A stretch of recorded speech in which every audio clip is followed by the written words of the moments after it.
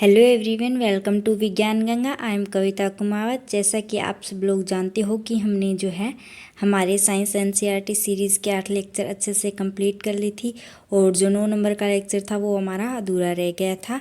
और इस लेक्चर में हम जो है हमारे इससे 9 नंबर के लेक्चर को कंप्लीट करेंगे। क्या सभी सजीवों में भोजन की आवश्यकता होती है? तो जो भोजन है वो हमारे लिए एक विभिन्न जो जंतु है उनके लिए नितांत आवश्यकता है। हमने यह भी सीखा है कि पौधे प्रकाश संश्लेषण के द्वारा अपना भोजन स्वयं बनाते हैं। जंतु भोजन के लिए पौधे एवं अन्य जंतुओं पर निर्भर करते हैं। भोजन सजीवों को उनकी वृद्धि के लिए आवश्यक है। जो सजीव है उनकी वृद्धि के लिए भोजन है वो आवश्यक है तथा उसे ऊर्जा प्रदान करता है। सजीवों को उसके अंदर होने वाले अन्य जो जैविक प्रक्रम हैं उनके लिए भी ऊर्जा की आवश्यकता होती है। क्या सभी सजीवों में वृद्धि परिलक्षित होती है? तो क्या 4 वर्ष पुराना कुर्ता आपको अभी भी ठीक से आ जाता है? इसमें आप अब और नहीं पहन सकते? क्या ऐसा नहीं है? इन वर्षों में आप लंबे हो गए हैं। क्या आपको आभास नहीं हो रहा? लेकिन आप में हर्ष में वृद्धि हो रही है और कुछ वर्ष बाद आप वयस्क हो जाओगे। जंतुओं के बच्चों में भी जंतुओं के जो बच्चे हैं वो भी वृद्धि कर वयस्क हो जाते हैं। तो फ्रेंड्स, आपने आपसे देखा होगा कि कुत्ते के पिल्ले भी जो है वो वयस्क हो जाते हैं। एक अंडे में प्रस्फुटित होकर चूजा यानी मुर्गी का बच्चा वृद्धि करके मुर्गा अथवा मुर्गी में परिवर्तित हो जाता है। पौधे भी वृद्धि करते हैं। अपने चारों ओर पाए जाने वाले जो विभिन्न प्रकार के पौधे हैं उनका अवलोकन कीजिए। इनमें से कुछ बहुत छोटे तथा नवजात हैं तो कुछ विकसित हैं। ये सभी जो वृद्धि है वो विभिन्न स्थितियों में हो सकती है। कुछ दिनों और कुछ सप्ताह बाद पौधे को देखिए तो आप क्या देखेंगे कि इसकी लंबाई में वृद्धि हो गई है। वृद्धि जो सभी सजीव हैं में उनमें होती है। क्या आप सोचते हैं कि निर्जीव वस्तु में वृद्धि जो है वो प्रदर्शित कर सकती है? क्या सभी सजीव श्वसन करते हैं? देखते हैं कि अब क्या जो सभी सजीव है वो श्वसन करते हैं। क्या हम श्वसन के बिना जीवित रह सकते हैं? जब हम श्वास लेते हैं तो बाहर की वायु शरीर के अंदर प्रवेश करती है। जब हम श्वास छोड़ते हैं तो शरीर के अंदर की जो वायु है वो बाहर निकल जाती है। श्वास लेना श्वसन क्रिया का एक हिस्सा है। श्वसन में अंदर ली गई वायु की ऑक्सीजन की मात्रा जो है वो उपयोग में ली जाती है। इस क्रिया में बने कार्बन डाइऑक्साइड को हम श्वसन की क्रिया के द्वारा बाहर निष्कासित कर देते हैं। गाय, भैंस, कुत्ता, बिल्ली जैसे कुछ जंतुओं में श्वसन क्रिया जो है वो मनुष्य की तरह ही होती है। इनमें किसी भी जंतु का विश्राम की अवस्था में परीक्षण कीजिए तथा उसके अंदर की गति पर भी ध्यान दीजिए। यह मंद गति उसकी श्वास लेने की क्रिया को दर्शाती है। जो श्वसन है वो सभी सजीवों के लिए आवश्यक है। ग्रहण किए गए भोजन में श्वसन द्वारा ही हमारे शरीर को ऊर्जा मिलती है। कुछ जंतुओं में गैसों का आदान प्रदान का तरीका है जो कुछ अलग तरीके से होता है। जैसे कि श्वसन का एक हिस्सा होता है और उदाहरण के लिए जिस केंचुआ है वो त्वचा के द्वारा सांस लेता है। हमने पढ़ा है कि मछली के गिल होते हैं जिनकी सहायता से वो जल में विलय जो ऑक्सीजन है उसको अवशोषित कर लेती है। अब फ्रेंड्स, हमसे फिर से क्वेश्चन किया गया है कि क्या पौधे भी श्वसन करते हैं? तो देखते हैं कि जब पौधे हैं वो भी श्वसन करते हैं। पौधे की श्वसन क्रिया में गैसों का आदान प्रदान मुख्यतः उनकी पत्तियों के द्वारा होता है।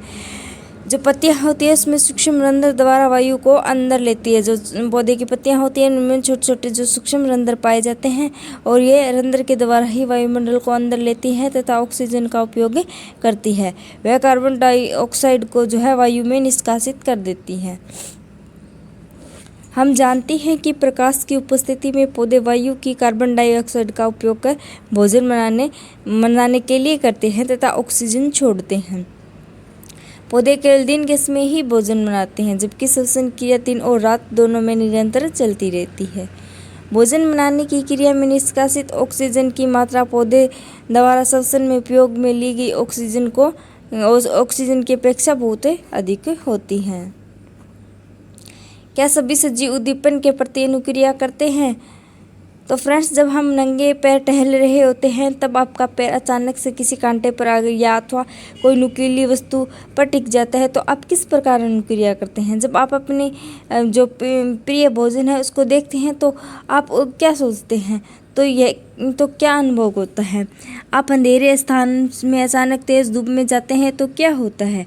आपकी आंखें स्वतः ही कुछ क्षण के लिए बंद हो जाती है जब तक कि वे तेज प्रकाश की अभ्यस्त ना हो जाए। आपका प्रिय व्यंजन तेज प्रकाश एवं कांटा उपरोक्त स्थितियों में आपको बाह्य वातावरण में होने वाले जो कुछ परिवर्तन हैं उसके उदाहरण हैं। हम जो है इन सभी प्रकार के परिवर्तनों के प्रति अनुक्रिया करते हैं। वातावरण में होने वाले इन परिवर्तनों को क्या कहते हैं? उद्दीपन कहते हैं। क्या दूसरे जंतुओं में भी उद्दीपन के प्रति अनुक्रिया होती है? खाना देते समय जंतु यानी पशु के व्यवहार को ध्यान से देखिए। क्या वे भोजन देखते ही अचानक अधिक चैतन्य नहीं हो जाते?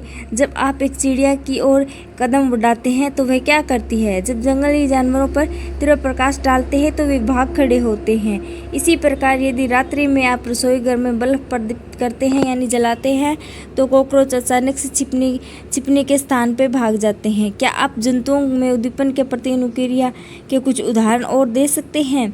क्या पौधे भी उद्दीपन के प्रति अनुक्रिया दर्शाते हैं? कुछ पौधों के पुष्प केवल रात्रि के समय ही खिलते हैं। कुछ पौधों के पुष्प सूर्यास्त के बाद बंद हो जाते हैं। जो छुई मुई का पादप यानी गुल मेहंदी का पौधा होता है उसकी पत्तियों को छूने पर अचानक वे मुरझा यानी सिकुड़ जाता है। ये पौधे के अंदर उद्दीपन के प्रति अनुक्रिया के कुछ उदाहरण थे। फ्रेंड्स, अब देखते हैं एक क्रियाकलाप दिया गया है उसे। एक कमरे की खिड़की जिसमें दिन के समय धूप यानी सूर्य का प्रकाश आता हो के पास एक पौधे को हमें रखना है और कुछ दिनों के तक पौधे को नियमित जल देते रहना है। क्या यह पौधा खुले स्थान पर रखे पौधों की तरह सीधा ऊपर की ओर वृद्धि करता है? यदि यह सीधा वृद्धि नहीं करता है तो ज्ञात कीजिए कि यह किस ओर मुड़ता है। आपके विचार में यह किस उद्दीपन के प्रति अनुक्रिया है? सभी सजीव वस्तुएं अपनी परिवेश में होने वाले परिवर्तनों के प्रति अनुक्रिया दर्शाती है। सजीवों में उत्सर्जन। अब देखते हैं हम जो सजीव है उनमें उत्सर्जन किस प्रकार होता है। सभी सजीव भोजन करते हैं। जीव द्वारा ग्रहण किए हुए भोजन की जो संपूर्ण मात्रा है का उपयोग नहीं कर पाते हैं। आहार का केवल कुछ भाग ही जो जीव है वो अपने शरीर के द्वारा उपयोग में लेते हैं। भोजन में बचे हुए शेष भाग का क्या होता है? वे इसे अपशिष्ट के रूप में शरीर से बाहर निकाल देते हैं। विशिष्ट जैव प्रक्रमों के फलस्वरूप हमारे शरीर में कुछ अपशिष्ट पदार्थ उत्पन्न होते हैं। सजीवों के द्वारा इन अपशिष्ट पदार्थों को निष्कासन करने के प्रक्रम को उत्सर्जन कहते हैं। क्या पौधे भी उत्सर्जन करते हैं? तो हाँ, पौधे भी उत्सर्जन करते हैं, परंतु उनमें इस प्रक्रम का ढंग कुछ अलग होता है। पौधे में कुछ हानिकारक अथवा विषैले पदार्थ उत्पन्न होते हैं। कुछ पौधों में ये अपशिष्ट पदार्थ जो है पौधे के कुछ विशेष भागों में संग्रहित हो जाते हैं जिससे पौधे को कोई हानि नहीं पहुंचती। कुछ पौधों में अपशिष्ट पदार्थों का निष्कासन स्राव के रूप में हो जाता है। उत्सर्जन सजीवों का एक दूसरा सामान्य लक्षण है। अब नेक्स्ट है कि क्या सभी सजीव है वो प्रजनन करते हैं? तो क्या आपने कभी कबूतर अथवा किसी पक्षी को नीड यानी घोंसले है उसको देखा है? वे नीड के में अंडे देते हैं। कुछ अंडे प्रस्फुटित होते हैं तथा उनमें से छोटे बच्चे बाहर निकल आते हैं। जंतु प्रजनन द्वारा अपने समान जो संतान है उसको उत्पन्न करते हैं। जो विभिन्न जंतु हैं उनमें प्रजनन का तरीका भी अलग अलग होता है। कुछ जंतु अंडे देते हैं जिनसे शिशु निकलते हैं। कुछ जंतु शिशु को जन्म देते हैं। पौधे भी प्रजनन करते हैं। जंतु की तरह पौधे में भी प्रजनन के तरीके भिन्न भिन्न हैं। बहुत से पौधों बीजों अथवा प्रजनन करते हैं। पौधे बीज उत्पादित करते हैं। हम उन्हें अंकुरित करके उन्हें पौधे उगा दे सकते हैं।